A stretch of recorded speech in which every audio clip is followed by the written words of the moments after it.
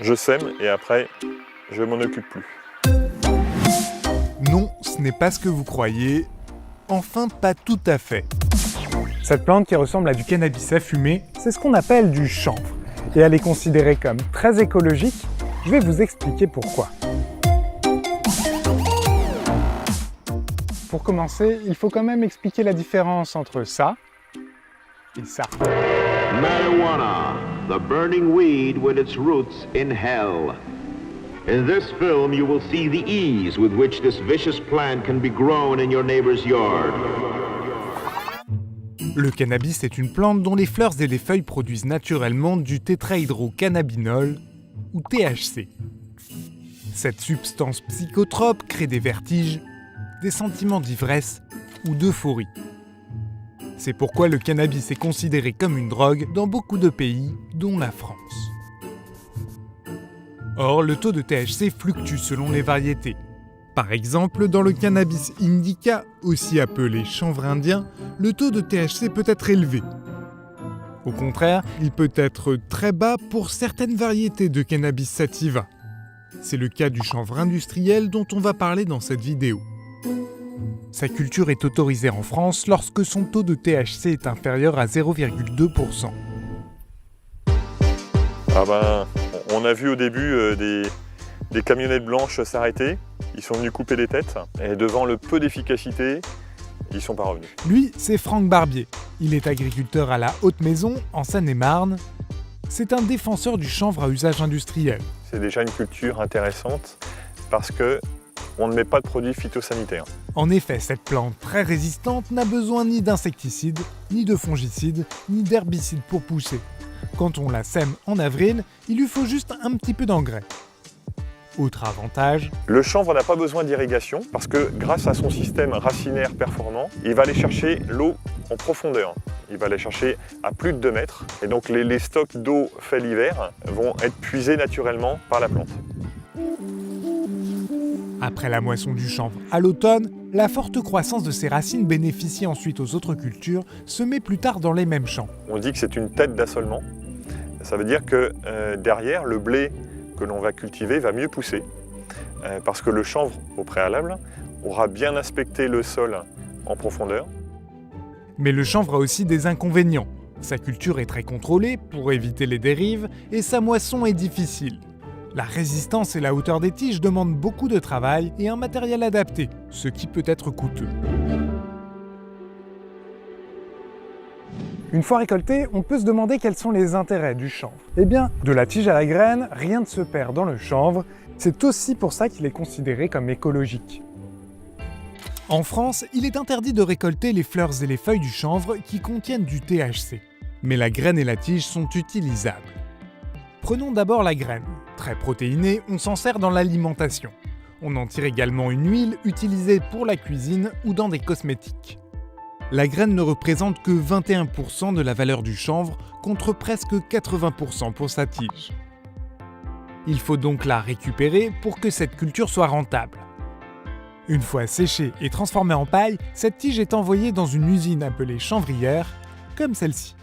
Alors ce que vous pouvez voir derrière moi, c'est la plus grosse chanvrière d'Europe et on va la visiter. Je suis à Saint-Lié, dans l'Aube. C'est dans un rayon de 120 km que près de la moitié du chanvre français est produit par une coopérative agricole dont Benoît Savoura est le président. Alors, quand on parle de chanvre, on regarde souvent la plante avec sa feuille, etc. On oublie souvent qu'il y a toute une industrie derrière. Et ici, on a les premières étapes de cette industrie, qui est la séparation des différents constituants de la plante et pour les adapter aux différents débouchés. Alors ça, c'est de la paille de chanvre. Ce qu'on va faire ici, c'est qu'on va la défibrer. On va séparer donc le bois, qu'on appelle la chènevotte, de la fibre. Ce processus est mécanique afin que le produit reste 100% naturel. On n'a absolument aucun produit chimique utilisé, que ce soit au niveau de la production agricole qu'au niveau de sa transformation. Une fois récupéré, le bois est vendu comme litière pour animaux ou comme paillage pour les jardins. Passons ensuite aux fibres. Leur atout, c'est leur résistance.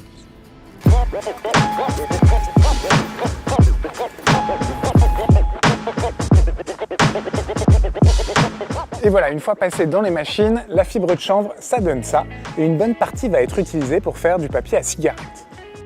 Ce papier à rouler, tout comme les pages de certains livres, intègre les fibres de chanvre dans sa pâte. Et sans ce papier, les champs de chanvre auraient pu disparaître de notre paysage, car cette culture dont on redécouvre aujourd'hui les bienfaits a été menacée. Utilisé pour faire des cordages et des textiles, le chanvre a été très prisé jusqu'au milieu du 19e siècle. Mais il a d'abord été concurrencé par des fibres étrangères, comme le coton, puis par des matières synthétiques. Ensuite, lorsque l'ONU a décrété l'interdiction de la culture du cannabis en 1961, le chanvre industriel a lui aussi été abandonné dans la plupart des pays. Sauf en France, où l'on a mis en place une dérogation pour répondre à la demande papetière dans l'Aube. En 1973, la création de la coopérative La Chanvrière a relancé la production de cette plante qui a longtemps eu mauvaise presse. Depuis les années 70-80, tous les 3-4 ans, on avait des rendez-vous au ministère de l'Intérieur, au ministère de l'Agriculture, au ministère de la Santé, pour faire en sorte que sorte de la tête de l'administration qu'il y avait une connexion entre le cannabis et le chanvre. Il y aurait pu y avoir la décision de dire stop, on arrête. De toute manière, c'est une épée de Damoclès au-dessus de notre tête. Aujourd'hui, la menace est dissipée. On s'intéresse de plus en plus à ce végétal qui pousse sur notre territoire et surtout, ses usages ont été diversifiés. Pour voir un des laboratoires qui cherche de nouveaux débouchés au chanvre, je suis allé à Bréviande, près de Troyes. Alors ce que je peux voir ici, c'est que le chanvre, on le casse, on l'étire, on le met sous l'eau pour vérifier quelles sont ses propriétés. Arnaud D supervise des recherches qui ont pour but d'intégrer du végétal dans des matériaux. La partie intérieure de ces tiges présente des propriétés d'absorption et présente aussi des porosités qui peuvent être intéressantes et qui peuvent être utilisées dans des bétons. Ça va participer à accroître l'isolation thermique et acoustique de l'habitation. Et on associe de plus en plus les fibres de chanvre à du plastique, comme dans ce tableau de bord de voiture. Surtout dans ce secteur très polluant, le chanvre peut avoir des atouts. On a des pièces qui sont bien sûr tout à fait conformes à tous les cahiers des charges constructeurs et en plus qui apportent une légèreté qui est indéniable. Donc on gagne jusqu'à ce type de pièce, jusqu'à 20% d'allègement sur la pièce. Donc concrètement, on contribue à produire des véhicules qui sont plus légers et qui dit véhicules plus légers, dit véhicules qui sont moins consommateurs en carburant. Qui plus est, l'intégration du chanvre dans des matériaux les rend ensuite beaucoup plus facilement recyclables. De l'alimentation à la construction, en passant par les cosmétiques, les utilisations du chanvre se sont multipliées. Cependant, cette production reste encore assez marginale dans l'agriculture française, avec moins de 0,1% des superficies agricoles cultivées. Mais elle a quand même été multipliée par 30 depuis 1960. Une situation qui permet à la France d'être l'un des leaders de ce marché, derrière la Chine, le Canada et les États-Unis.